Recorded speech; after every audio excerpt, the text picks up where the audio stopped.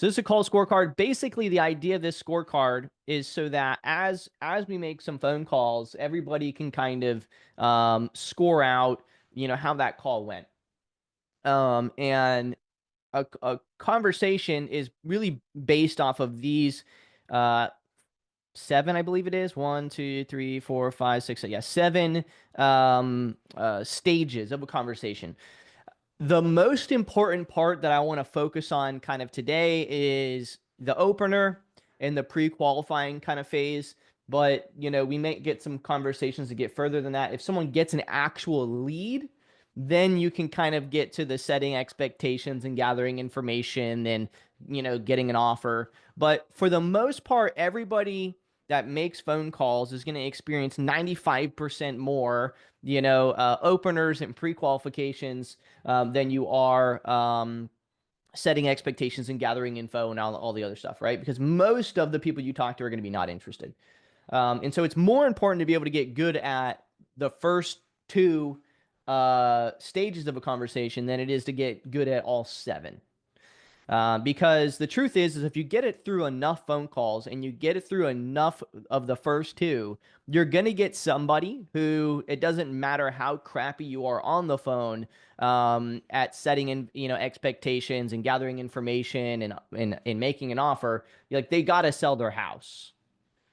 Like they don't really have a choice, or they're so thankful that you're on the phone with them that they're gonna. Now, are you gonna lose deals if you're not good at, negotiating and comping and getting offers? Yeah, you will lose some deals, but you'll be able to make a living still, and we know this to be true because every one of us can probably think of somebody that's in real estate that's like, I know he's closing deals and I'm not really sure how, because he's not very personable and he doesn't have very much charisma, or she, but they're still closing deals. Because at the end of the day, the core thing is solving problems and talking to a lot of people. And if you do that, right, you're going to get results. Okay. So, what is a typical opener? What do you not want to do in the chat? Let's talk about what do we not want to do in the opener of a conversation. Someone give some examples of your opener in a call. Mr. Seller, yeah, terrible. Don't do that. Saying too much without identifying who it is. Yes, Rick, great. 100%. Hi there, my name is blank and I was looking to buy your house. Yeah, terrible. Do you want to sell 123 Main Street? Yeah, bad. Hi, is this the owner of? Yeah, don't want to do that. I'm calling about your property at 123 Main Street. Are you interested in an offer? Yeah, don't do that. These are all great. Let's continue to do more. Let's brainstorm some more because I think this is really important, right? These are everything that you're writing right now is a culmination of a objection handler or training that you guys can add in your business. So everybody keep brainstorming bad openers because you can copy those later and make your own Google Doc in the culmination to give your VA like, don't do any of these fucking things because they will. They'll just use any of these. They'll say shit like that even if you tell them not to, right? I know this call is out of the blue. Yeah, don't do that one. Obviously, it's out of the blue. Don't out of the blue. Don't state the obvious. Don't state the obvious. Sometimes it feels like even me sometimes I'll like randomly go towards something like that where I pull myself away from the seller for no reason. We don't have to say the obvious. Don't question the intelligence of the person in the first six words of your conversation. Hi, can you please help me find the owner of blank? Yeah, no, don't want to do that. And this is the opening. These are the first words that you say to the seller. But that's what the script says. Yeah. Yeah, never lie. What are things you don't say in your opener? And I take a few minutes of your time. Yeah. You don't want to ever, yeah, you don't want to phrase it like that. There is times when you want to ask permission, right? But it's not in that way. That's a really great. I'm glad that you said that, Yasmin, because um, uh, the way in which you ask permission is important because you don't want to make it sound like it's an inconvenience. Can I take the word take is an inconvenience. Oh, I don't want you to take anything from me. What do you think of this? Hi, I'm sorry to bother. No, but you're not sorry to bother. That's the only thing I don't like about that. You're not sorry, so don't say that you're sorry. They know you're not sorry, right? I'm looking for the owner of blank address, and no, I wouldn't say that either. unless we'll get into this maybe, but like unless you're trying to call somebody who you don't know if it is the owner, or you're assuming like it's not, rather, like if you're not trying to call the owner, like you're trying to call somebody else to try to reach the owner, then I would say something like that, right? But I would still, my opener would still be different, right? Let's just say I'm trying to call the brother of the person who I think is deceased, like I'm just trying to find somebody, like I'm deep prospecting. I say, hey John, how's it going? This is Tyler. And again, how's it going? Preference depends on how you're doing the conversation. You don't want to stop and wait for a response if you're gonna say how's it going. But hey, how's it going? This is Tyler. I was calling. I'm trying to reach. I believe your brother John. We're trying to buy this property over here on 123 Main Street. Can you connect me with him? Try it up a little bit. But what you don't want to do is be like, hey John, how's it going? This is Tyler. I'm calling because I seen your brother was deceased and yada yada. Like you want to be direct, get to the point. You don't want to waste their time. I don't need to ask permission yet in the opener. I can ask permission if he's willing to start having a conversation with me. I say, okay, do you have a few minutes just to discuss? Not can I take a few minutes, but do you have a few minutes we can discuss this? Right? That's asking permission where it feels as though he has an option. All right. But we'll get into some more of those. Saying who you are and what you're calling for and identifying it's the correct number, or pretending to know them. Yeah. Hey, John, this is Edward. I was calling regarding your property you have on Maple Street. I was curious to see if you might possibly be interested in selling it in the near future. Yeah, that's pretty good, right? And you might say that right in the beginning when they answer the phone. The only thing I don't do for me personally, okay, is the opener is the very first line. The qualifying is figuring out, is it the right person, right? So in this example that Edward just gave, when I'm saying I was calling regarding your property at 123 Main Street, I like to say, hey, John, this is Tyler. How you doing? I like to open it up to say to get the response on, is it the right person on the phone or not. Some people don't like doing that. I personally will state the name and then see how they're doing today. Most people don't do that because there is a downfall to doing that. It's the fact that they know most likely you don't care. But I try to start off with like just a standard kind of like conversation, or I say what's up. And if there's any pause, that's the important part, is if you're gonna say how's it going or what's up or anything to try to build a more casual conversation in the beginning, then you need to be able to move the conversation on if there's any pause, right? But ideally, they respond back and they say something like, "I'm all right. Who's this? Or what's up?" I'm confirming correct number. Boom, check. And then I'm going to say, I'm going to continue the rest of that conversation. Yeah, I was just calling to see if you, I was calling about Maple Street. Are you curious about, or have you entertained selling that property, or do you have plans with that property in the future? It depends on the situation, right? The people that you're calling, but you're going to then move on to what is the topic. But that whole thing should happen, within the first 30 seconds of conversation. Okay. Cool. So now that we know some of the things not to say, right? We've discussed a few items here. Now I want to know, what are some of the things that you would say? What is your opener right now? Just some like we'll just do a few here. What is your opener now? Hey John, how's it going? How are you? Hey John, how's it going? How are you? Yep, not bad. Depends on the vexation. Name. So you literally just they pick up, you go, John. Hey, this is John. Oh, shucks. Well, maybe you can help me. Hey, is this John? Oh, shucks. Well, maybe you can help me if it's not the correct person. Yeah. Yeah, that's not bad. Like if you say, hey, John, it's Tyler. What's up? And then he's like, this isn't John. Oh, dang. I was trying to call John about the property over off Maple Street. Are are you his brother or something? If just assume if it's a male or female, are you his brother or something? Are you a parent? Just assume you know who they are, and then go from there. Hello, am I speaking to John? Don't I wouldn't ask uh who are, right? am I speaking to, it's not bad, but I would test it out. I would test, am I versus, hey, John. Because what you don't want to do is you don't want to give people escapes, right? As much as possible, you want to try to give them, you don't want to give them yes or no ultimatums when they don't know you, because they're 9 times out of 10, if, we're not, maybe not nine, but like they're gonna say no, even though the answer is yes, because we've given them that ability. When you present people, think of it like this. Um,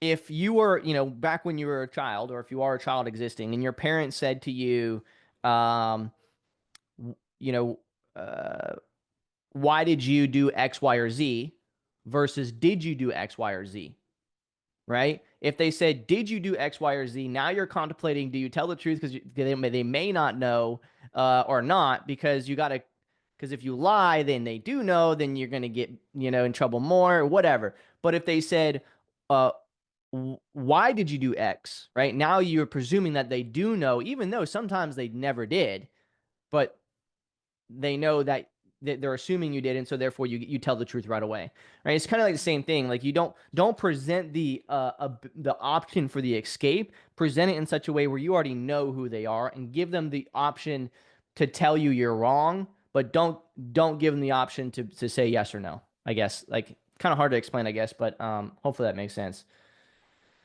I find how's it going or how are you very awkward. It can be definitely awkward. Some people get weirded out, yeah, and hang up. I agree with you. So sometimes there's this weird pause in there. It might be better. You may find in your market where it's better just to say, "Hey, John, this is Tyler," and then moving directly to the point you're on the phone. Ideally, you want to have the confirmation correct number or not. Ideally. But some people have better experience the other way. You could try it both ways and figure out which one gathers you more correct numbers, basically. Um, Hey, this is Justin. I was just reaching out about 123 Main Street. I find they usually reply with yes and confirm the owner. I don't know that property. Yeah, you could do something like that too, where you say, "Hey, this is Tyler. I was just calling about 123 Main Street. Are you interested in selling?" And this, assuming everybody's the correct number. And then yes, they will potentially, verify yes or no you're interested in selling, or no, they're not. The only downfall to that, which again, every one of these have downfalls. There's not one that doesn't have a catch 22 involved. But the downfall is that if they don't own the property, they'll say no, right? So you're kind of relying on them um, telling you specifically that's not my property. Right. And so you kind of have like a 50-50, like they're going to tell you that's not your property versus hanging up versus saying no instead, and never confirming whether it is in fact their property or not. So that's kind of the hard part, is sometimes people will say no, and you have to translate that into, well, is that no, they don't want to sell, or no, they don't own the property, or whatever. So that's why I try to confirm, is it at least the person that owns the property or familiar with the property, before I present what it is that I'm wanting. Um, but again, you can have some awkward moments. But like, on the other side of that, it's kind of like, is the person who makes it awkward in the sense of like not having the conversation, are they the same person who's likely to sell you the house? Right? Like, if I'm gonna have a conversation with somebody and I say, "Hey, John, how's it going? This is Tyler," and they say, "Not too bad." You know, uh, Not too bad. Let's just say he says not too bad. Then I'm gonna say, yeah, I was just giving you a call about Maple Street. I'm curious if you've considered selling that property here in the future. What's your plans with it? Right. So I sometimes throw both in there, two questions at once. Are you interested in selling? What's your plans with it? So they know that I'm interested in buying, but they also are open to be able to tell me what they're interested about or what they're planning. Um, that person, and then if they're willing to respond to that, have the conversation, versus the um, "Hey John, this is Tyler. How's it going?" And then they're just like, "Who is this? What do you want? Why do you care?" Like, which one is more likely to end up actually doing business with me? You know, even if it is a little awkward in the transition between trying to figure out how their day's going versus not. Um, typically if you were in person and you were to go shake somebody's hand, like if you say you're doing door-to-door sales, would you knock on the door and not introduce yourself, or and ask how their day is going? Or would you knock on the door and say, yeah, I'm Tyler, I was calling about X? I don't know. I don't do door-to-door sales, but if someone knocked on my door and then they didn't introduce themselves, or have some sort of in between the buy my shit and who they are, like I would find it impersonable and I wouldn't want to do business with them.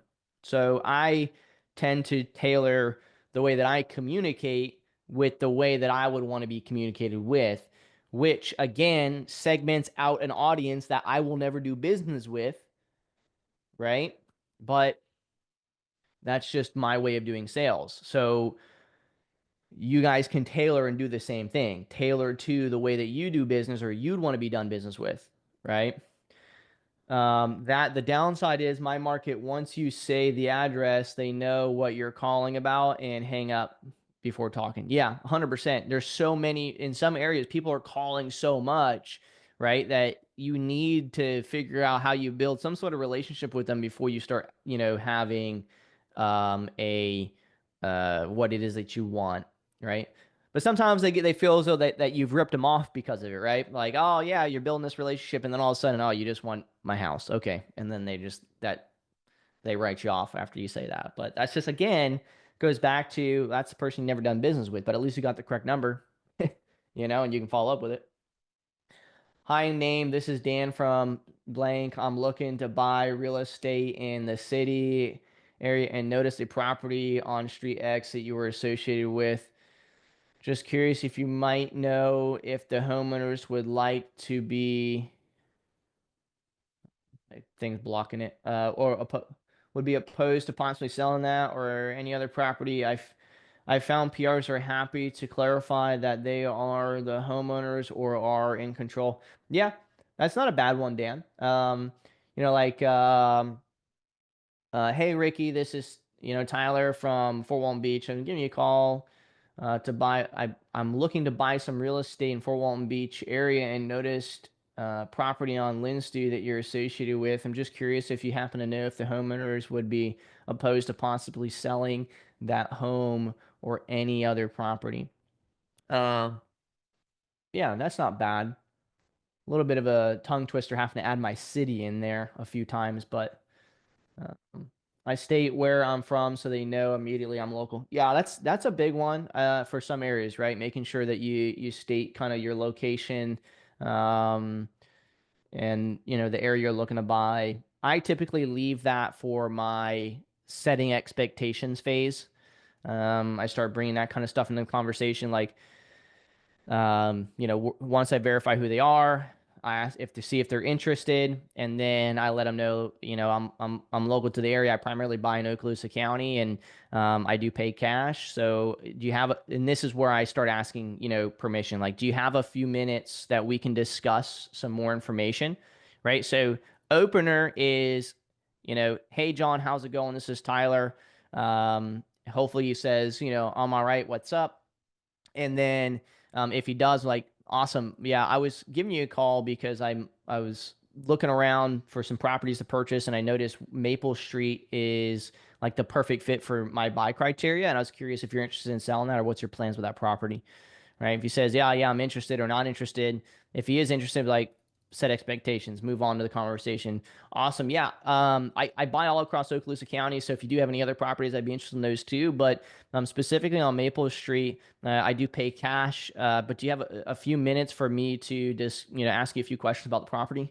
And then we kind of move on to the next part of the conversation. And every time the conversation happens, it's always going to be a little different, right? It's always going to be based on the conversation, based off the vibes, based off the tonality, based off all those things. You're going to kind of use different verbiages and respond accordingly.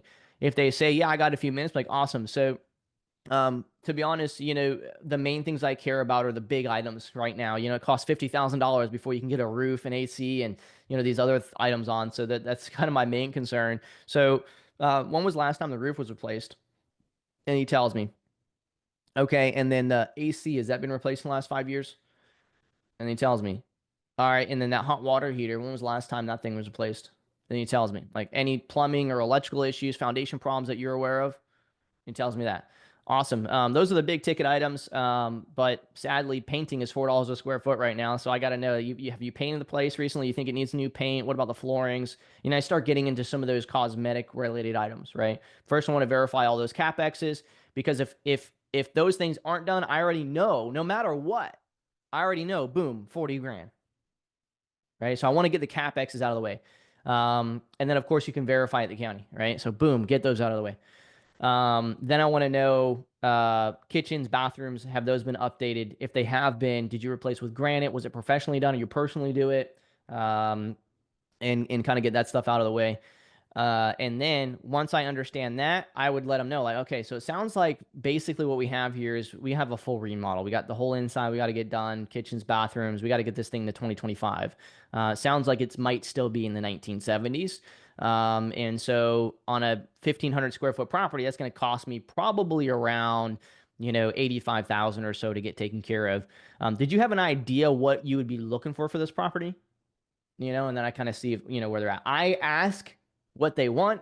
I don't present an anchor. That's just the way I do things. You could go about doing an anchor. I like to figure out where they're at. And if they're like, I really don't want to know. And I'll be like, well, to be honest with you, most likely my offer is going to be less. So I would rather know what it is. I'd rather not waste time on us going back and forth. I'd rather know, like, what would be the number you would want, so then I can try to make that happen. You already told you, like, it's probably going to be $85,000 worth of rehab. Once it's rehabbed, I mean, I could run some numbers real quick if you want to tell you roughly what it would sell for. I'm an open book, Mr. Seller. I'll tell you what I'll sell it for. I'll tell you what it'll cost to rehab it. I'll tell you how much closing costs I'll have. I'll tell you what my profit margins are, and then I'll present you an offer. If it doesn't make sense, it doesn't make sense, right? But I'm here to, if you want to sell your house, I'm here to help you out. I can pay cash. We can list it on the market for you, or you know what? I can give you some contractors. You can fix it up, and we can sell it for you on the market after that.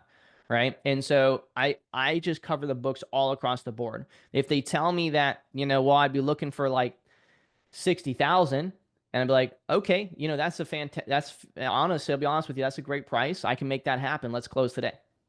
Right. And then they might feel as though they lost it, but that happens to you too, right? Where you've made an offer and they're like, you can tell they would have accepted less, but you still go through with it, right? If, as long as they're able to if they present an offer and it's a good offer and it's what they feel as though is fair, there's no need to beat them up more, right? You can, just say, okay, sounds good. When's a good time that I can make it out to the property? And when are you looking to make this happen? When can we go into agreement?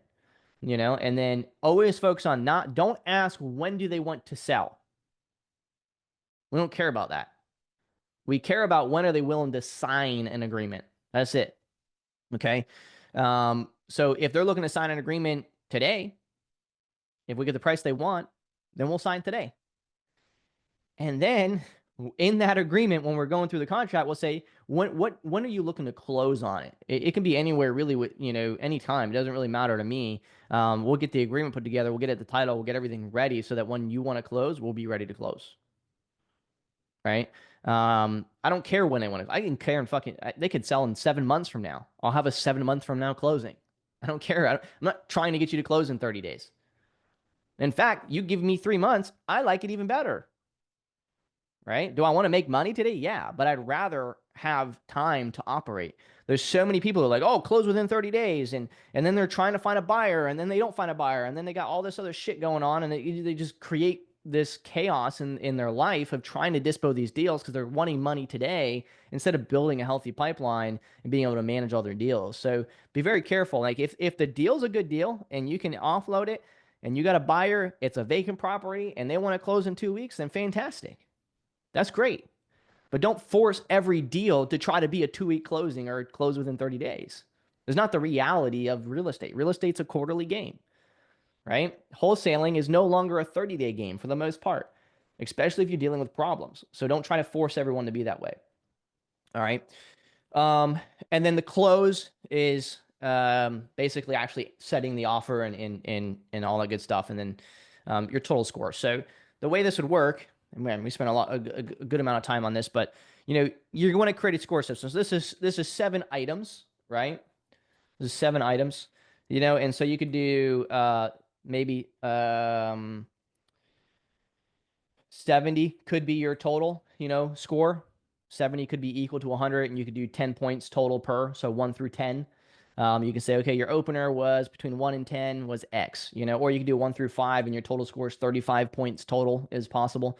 Whatever you want to do, it doesn't really matter. You can score between 1 to 10 is probably easier. 1 to 5 is hard because you don't have an even number in the middle. So you can say between 1 and 10, and put like, it's like 5. Your pre-qualification is 7, right? Because you're trying to ask the main questions. So what are the main questions? The opener is who I am and are you the right person? The pre-qualifying is do you want to sell your house or not? Okay. Setting the expectations is letting them know how you do business and if they have some time to discuss the property further with you. Gathering information is basically your lead management function here. This is, what's your situation? Is there tenants in the property? What's the property's condition? This is your general stuff on figuring out what's going on with this property and how can I help out? All right. The offer is whether you're setting an anchor or you're asking them what they want. It's getting to idea of what is the value of the property and are they realistic? Okay, with the price. Negotiation is then going back and forth about that price and setting, again, expectations in what the value is if they're not properly setting expectations. And then the close is what happens next, whether that's, sending an agreement, following up on the offer, or whatever. Okay. And you may have a script for every different one of these. So the idea is that you have a baseline script in your business that you set these things up with, like that you typically would do. It's not something that's followed 100%. It's just something that says, hey, we're doing an opener. This is what we say. For pre-qualifying, this is what we say. For setting expectations, this is what we say. For gathering information, these are the things we want to gather. We want to know about the roof. We want to know about the AC. So if they don't ask about the roof under gathering info, they don't ask about the roof, then they've already lost a point or two, because you didn't set those things up. All right. And then setting the offer. Most people for cold callers, the furthest they'll ever go is gathering info. Right. Some people have their cold callers give soft offers, like 70% of Zillow or 30% off from Zillow or whatever. I don't do that. Because again, that doesn't mean it's not a deal. Just because they want market value, that doesn't mean that I can't help them. I can't make money from it. I mean, we'll make, if everything that we have listed right now sells, make an extra 6 figures this year off of stuff that we just have listed, So why would I care if they want market value? It doesn't really matter to me. I'm not going to write them off as not a lead because they want market value, because most people don't understand what market value even is. They don't realize that there's as is value, market value, and you can't just base off of Zillow and what they're asking. Okay. Now they can be totally, in left field and be like, I want $1 million. And like the Zestment's like 50 grand. Then there's probably something going on there. It's probably not a lead. It's probably a waste of your time. And you can kind of move on. But that's where training comes in, right? Like your caller can then say like, oh, well, I mean, the Zestment's like 50,000. Do you actually want to sell your house, or are you just kind of throwing a number out there? Like that's when you can kind of get to the reality, like, yeah, I'm just fucking with you. Sometimes it's not even the seller. Like I want like, or sometimes it'll be the total opposite. It's worth $1 million, but like, yeah, I'll take 100 grand. And it's like not even the seller, and then your lead manager calls them and like, they're just fucking with you the whole time. So you got to watch for stuff like that. Okay. All right. So that's just an idea of the call scorecard. You got to implement this in your business. The caller side and the seller side. The caller side is what was the thing that the caller said that was really critical, right? What did they do really well? What is the sentence that they said that was like really powerful and impactful? The seller side is what did they say, that was key motivators, ideally. So if the caller said, pulled out a piece of motivation, write that line in there. If the seller said something that the caller didn't pick up on, write that in there. Put the call length on there, and then score the call entirely with all things considered between 1 and 10. And then boom, that's how you do that. Your caller will do this, and you'll do this. And this top part right here is for the address of the property and the name of the caller. All right, y'all. Well, good stuff. Hopefully you learned something and just kind of seen how to keep it simple. It's the common trend. Keep it simple. Upload the data, skip trace and sift, make some phone calls, and then, let the opportunity come to you. Okay. It will come to you as long as you're doing, the simple tasks of getting the data, getting it called.